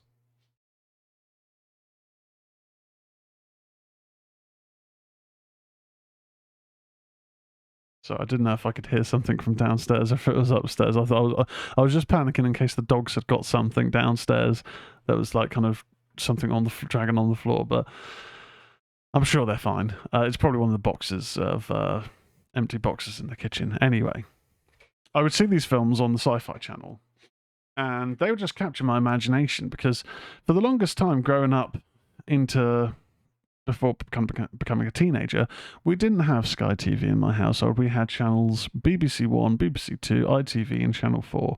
We didn't even get Channel 5 when it was initially started broadcasting because the signal in our location was shit. We were on terrestrial TV, which for you young whippersnappers meant the TV we got was coming through aerial signals. Sorry, Eddie in the chat. I've got to go, Tezz. Nice talking to you, though. I've got to get ready for tomorrow. Well, thank you very much for joining the show. As always, Eddie, great to have you. And I hope you have a great time busting a move at your horror disco tomorrow. Have a good one. Catch you next time. So, I caught Fright Night on the Sci-Fi Channel, and I remember just kind of being like, okay, an 80s vampire film that I've not seen, what's this? It had a similar sort of kind of aesthetic initially to something like The Burbs, the Tom Hanks kind of dark comedy horror film. Maybe something like an Amblin film, Lost Boys, perhaps, that kind of aesthetic. But as the film was kind of progressing, it's one of those things where I think I might have caught it partially through the film. The appearance of Jerry Dandridge as the charming neighbour who's now being accused of being a vampire, that's preposterous. How could, where'd you get that idea from? To seeing the various kind of different iterations of vampires, there's almost like a wolf-like element, and when we get to the finale a bit later on, where Charlie's girlfriend has been partially turned, and she has, as you can see if you're watching this live on the artwork, this shark grin, I believe the term is referred to, when the mouth prosthetics are making the mouth appear larger than it actually is with razor sharp teeth. Looked brilliant. I think it still does now. I think that always makes, when things seem a bit unnaturally enlarged, it's a bit disturbing. And I think it worked wonders here. But yeah, this film introduced us to 17-year-old Charlie Brewster, who's a fan of horror television a program called Fright Night, which is hosted by former movie vampire hunter Peter Vincent. Funny little thing there is I used to work with a guy called Peter Vincent, and so after seeing Fright Night, there was always that association. Unfortunately, he's seen the Fright Night films and takes it all in good jest. One evening, Charlie discovers that his new next-door neighbour, Jerry Dandridge, is a vampire responsible for the disappearances of several victims. After telling his mother, Charlie asks his girlfriend, Amy Peterson, and his friend, Evil Ed Thompson, to help before contacting the authorities. Detective Lennox goes with Charlie to Jerry's house to question him, but his roommate, Billy Cole, tells them that Jerry is away on business. Charlie reveals his suspicions about Jerry's vampirism, and Lennox leaves furious. That night, Charlie is shocked to see Jerry inside his house, having been invited in by Charlie's mother. Later, Jerry visits Charlie and offers him a choice. Ignore his vampiric activities, or else. Yeah. If you've never seen Fright Night, the original, it's definitely one worth checking out. We've got Brad Fiedel providing the music, who, I mean, let's just have a quick look at his repertoire. He's one of those kind of like unsung heroes, I would say, in terms of music, because people generally will. There's other composers that people go to first in terms of talking about great scores, but he did Terminator 1 and 2, True Lies, Fright Night 1 and 2, which we'll get into later on, Serpent and the Rainbow, a few other ones. Sort of seems like it's kind of dwindled in the 90s in terms of key films.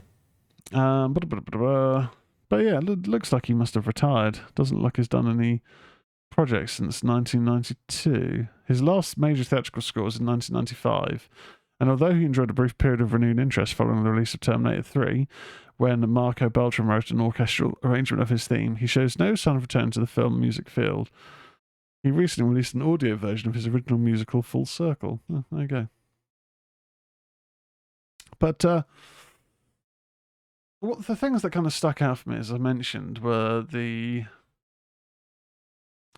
fact it's drenched in 80s. It is drenched in 80s. It's not particularly gory, and the budget does show in a couple of places, but it also shows that they were being quite ambitious in what they're trying to achieve in terms of some of the effects. I believe from memory there's a particular bat effect which I guess is quite charming if you sort of harken back to some of the effects of the original Evil Dead, let's say, for example. That might give you a bit of an idea of the abilities for animatronics at that time within that kind of budget.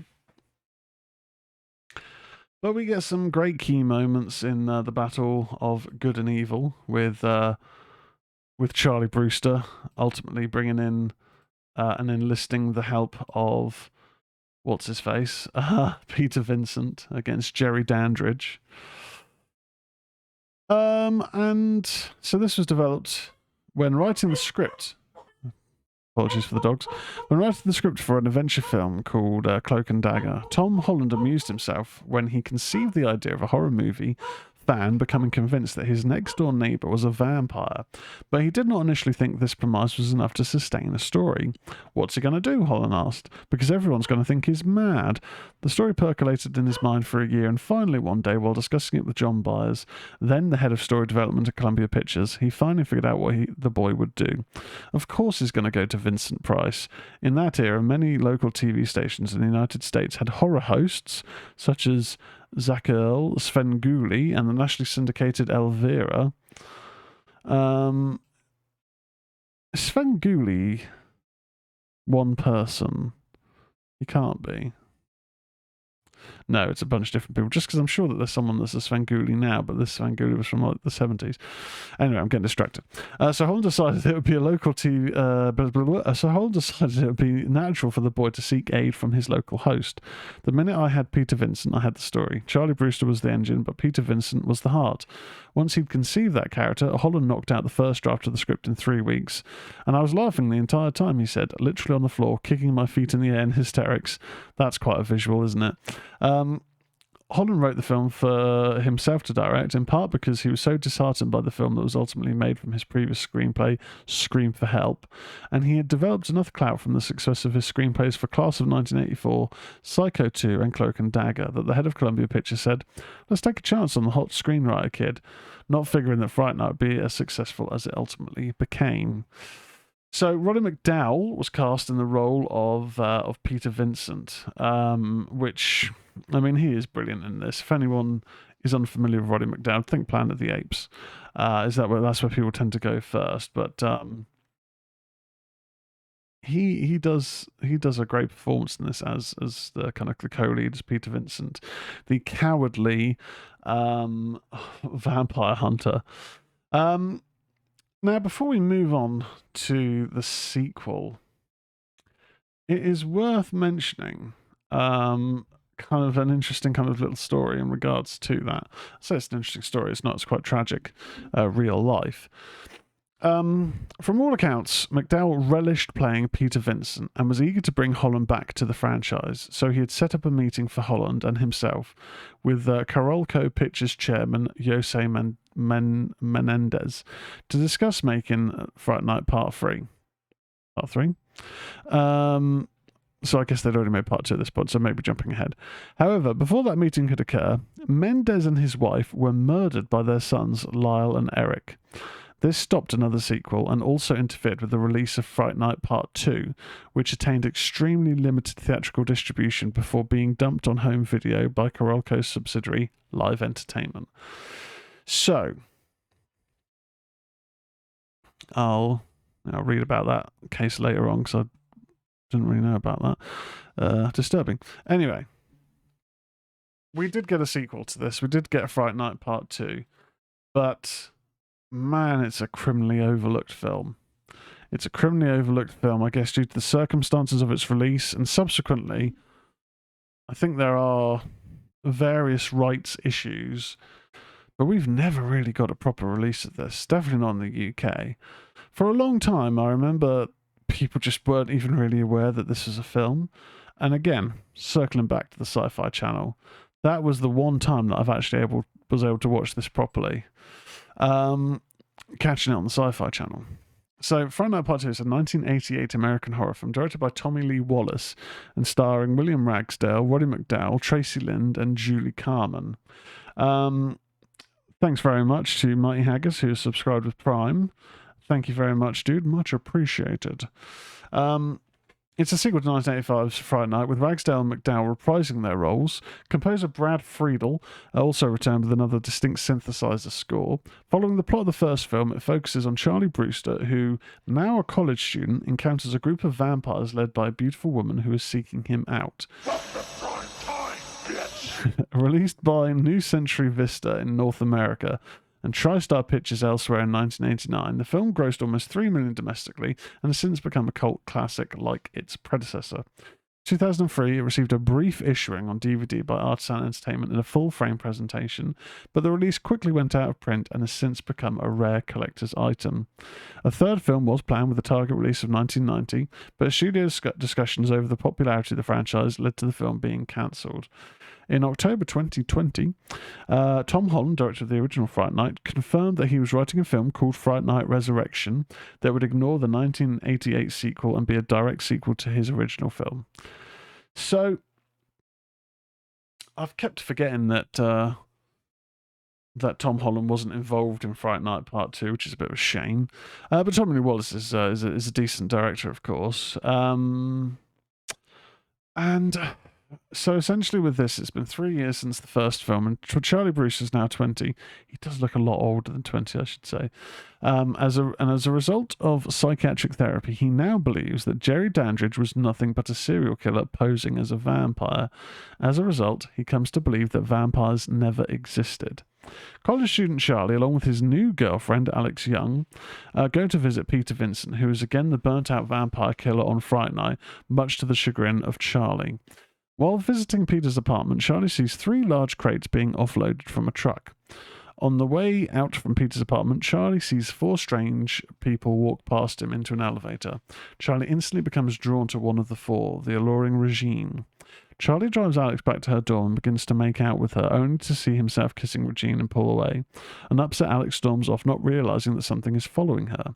Another girl leaves the dorm as Alex enters, and she is followed and killed by one of Regine's vampires, Belle.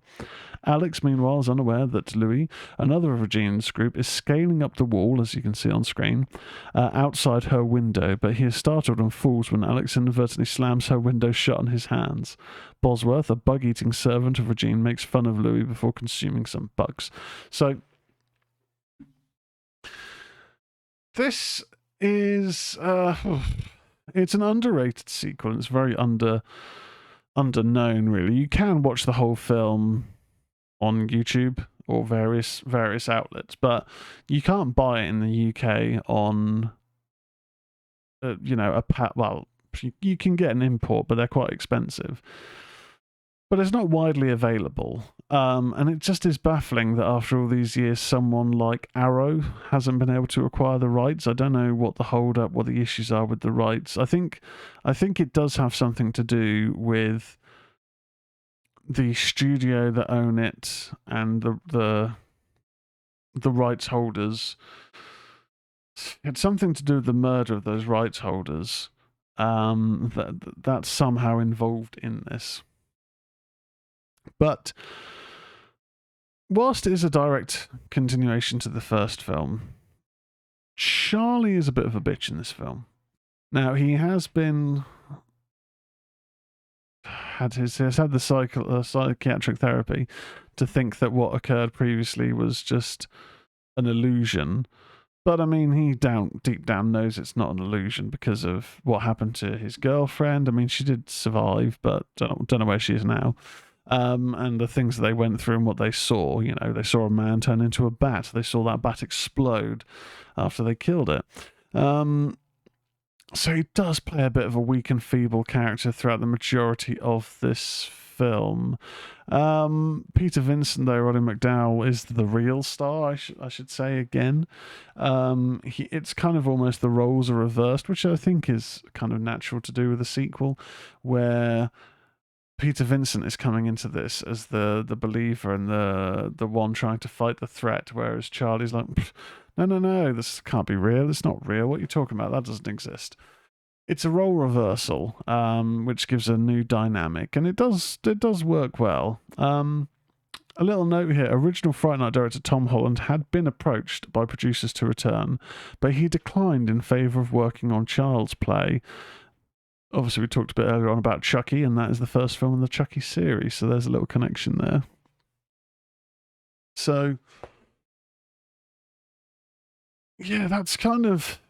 That was released, but it didn't really have a proper release. I mean, the fact is, it was an $8 million budget, $2.9 million box office, but it was kind of sent out there to die. I believe that there was very limited advertising for this film at the time due to what was going on with the rights holders, and it was very quickly put out on home media on limited runs. And so in situations like that, how can you ever hope to be a success on the same level as the original if people don't know that the film is out there, if it's not given a proper run? I mean, the film was only released on 148 screens and brought in only 548,000 in its opening weekend. Domestic gross was 2.9 million. It's never really going to be able to achieve big bucks, really, which is such a shame. And because of that, we never got a Fright Night Part 3. So, since 88, the franchise lay dormant. That is until 2011, when we got Fright Night, a reboot, remake, requel. Well, not requel, it's a remake, which was directed by Craig Gillespie and produced by Michael DeLaury and Alison Rosenzweig. That surname took me by surprise. A remake of the 1985 film. The film's screenplay was adapted by Marty Noxon. Stars Anton Yelkin, the late Anton Yelkin, I should say, very tragic. Colin Farrell, Toni Collette, Imogen Poots, Christopher Mintz-Plasse, and David Tennant. The plot follows a teenage boy who discovers that his neighbour is actually a vampire, which culminates in a battle between the two. The film held its world premiere at the O2 in London on August 14th, 2011. It was released in the United States by Touchstone Pictures on August 19th, 2011. It grossed 41 million against a production budget of 30 million, receiving generally positive reviews, with many praising its humour and performances, notably Farrell. Fran the Cat in the chat says, for a remake, this is so good. Yes, so if you haven't seen the Fright Night remake, it is available, at least here in the UK, on Disney+. That is where I watched it for one of the days of the 31 Days of Horror. I think that day may have actually been a remake. Potentially. Not sure, I can't remember. But I watched it for one of the 31 Days of Horror recently. Charlie Brewster is a teenage living in a suburb of Los Angeles, Nevada, who discovers that a new neighbor has moved in next door.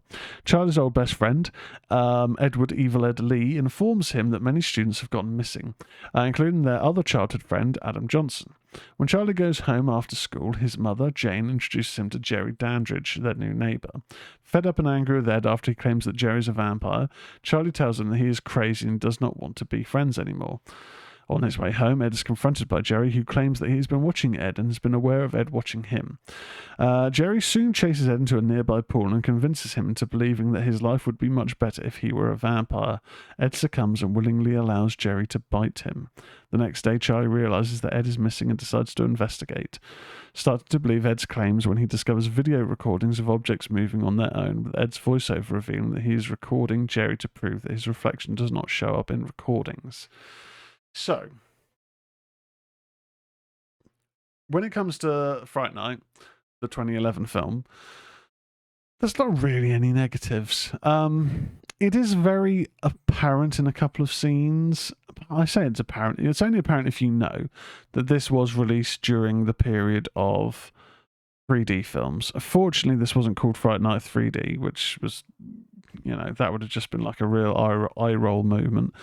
But it was during that period. This was a 3D release. And you can tell that just from a couple of shots. Similar to something like My Bloody Valentine 3D, where there's things thrown at the camera because they're being thrown from one character to another. Only happens a couple of times. It's not really a big deal. But it was one of those 3D films.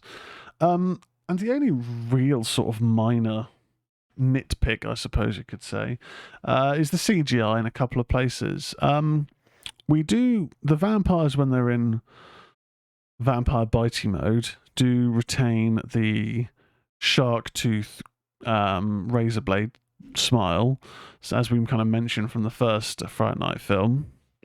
But it's digital effects, which obviously is just apparent. It's just how the times have changed. I always much prefer physical, actual physical effects, but they're done okay. But there are a couple of moments with the CGI where it's like that's not that good. But that being said, this is a very entertaining film. They make some changes along the way, where Charlie and Evil Ed, it's become more apparent that Charlie's had a bit of a, I guess the term these days is glow up. He's got his attractive girlfriend. He's in with a new friend group, and Evil Ed is someone who's a bit more embarrassed about. In the original film, they're best friends. In this film, they've had a falling out. Well, not really a falling out, but more that Charlie's trying to distance himself from Ed, which doesn't make Charlie that good a guy to begin with, because his, Ed's cringy and cheesy, and he's his old friend, and he's cool now, but they're not really kind of getting along. Like, their friendship is kind of in the past at this stage. But Christopher Mintz-Plasse playing Evil Ed. We didn't talk too much about Evil Ed in the original. Good performance by Jeffries, but Christopher Mintz-Plasse plays him very well. And when we see later on the vampire Evil Ed, it's a pretty fun performance. Jerry Dandridge is Colin Farrell. It's a different take on Jerry in comparison to Chris Sarandon's. But I guess it's more the modern approach of that smouldering, handsome type who, when he gives the look, the next door neighbor. They can't help but think, oh my God, it's so charming. I guess what worked in the 80s won't necessarily work in the 2010s. And it's a different approach, but it works quite well. The main sort of difference, I suppose, but again, it's understandable in terms of the period we're in. So in 85, Roddy McDowall's Peter Vincent is playing a TV host. I don't really have that on local TV, as far as I'm aware. We don't really get local TV in the UK, but as far as I'm aware, it's not really so much a thing these days, other than The Last Drive-In with Joe Bob. But that's not that kind of style of walking around a graveyard and we're just going to introduce you to a film from the 50s. That doesn't really occur in TV these days. So how do you update that for a modern audience? Well, we had during this time people like Chris Angel and maybe a little bit before Dynamo, but the magicians, the extravagant showmans. And that is Peter Vincent.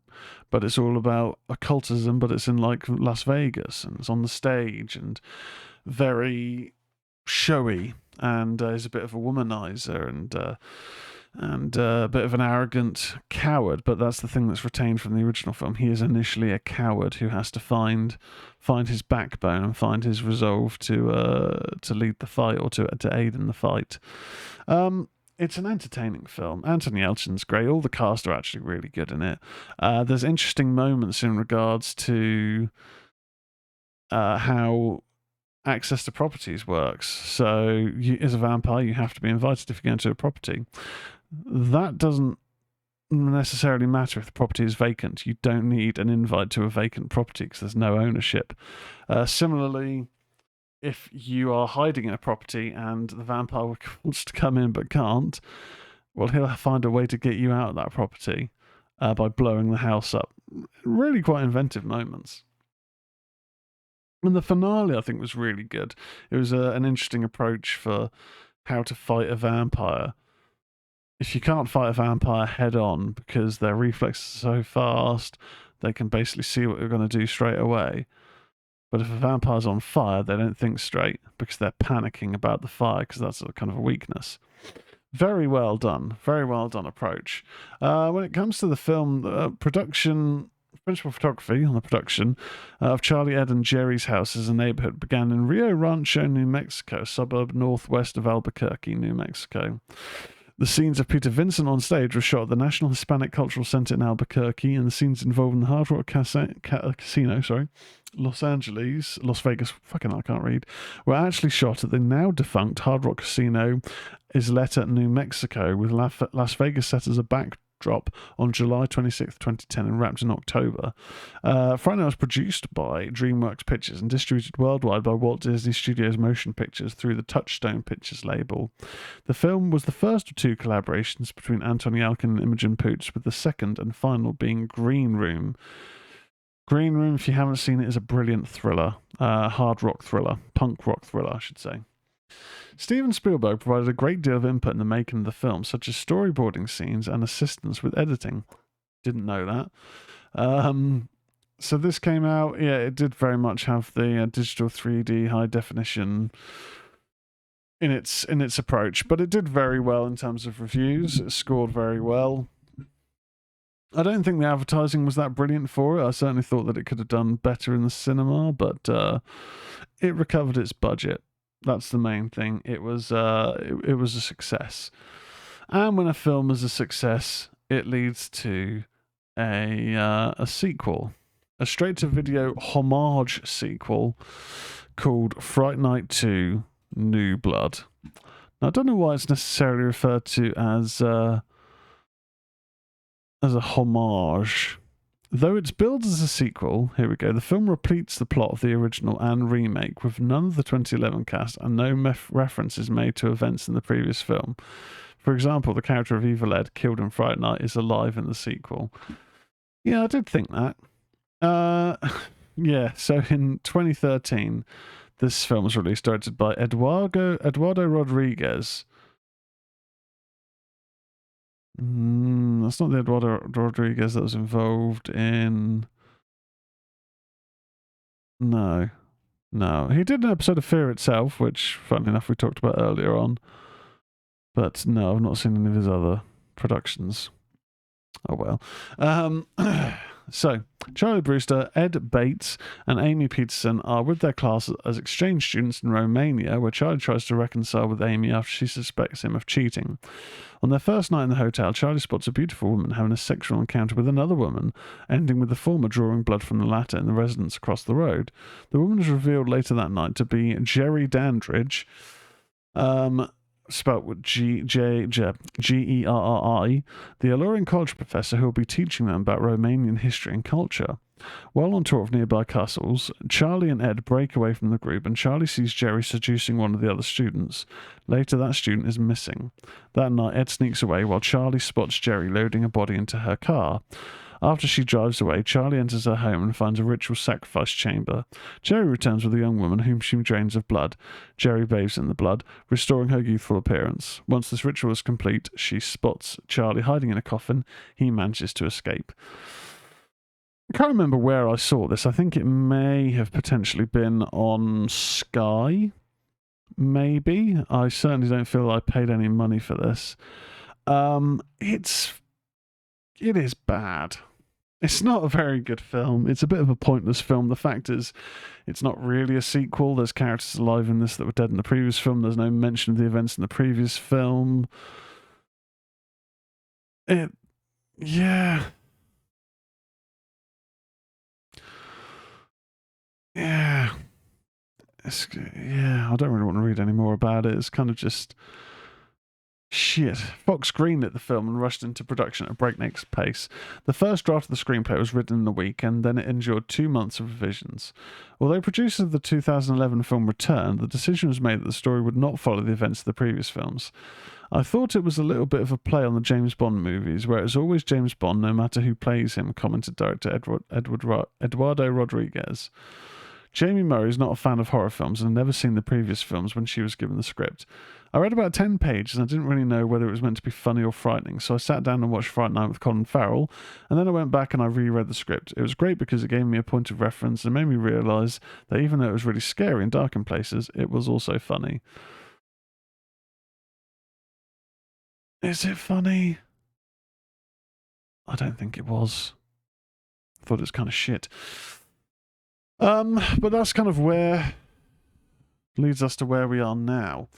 So, with the Fright Night series, there's been comic books of various iterations from Now Comics, done 27 Fright Night comic books, novelizations across the years. Has been a Tom Holland novelization called Fright Night Origins, novelization of the film written by Tom Holland and Jack Ulrich, released on September 8th, 2022. The novel is the first book in a planned trilogy of books that will expand the Fright Night universe. There's been an arcade game in 1988. I'm assuming it's a side-scroll that looks the same as most of them. There's been an official stage adaptation in Pennsylvania in 2018. There's been remakes in India. And we're currently in a position where there is talk of a third film, as we mentioned earlier on, ignoring the events of the sequel, ignoring the remakes, but a direct sequel to the original film. We shall see.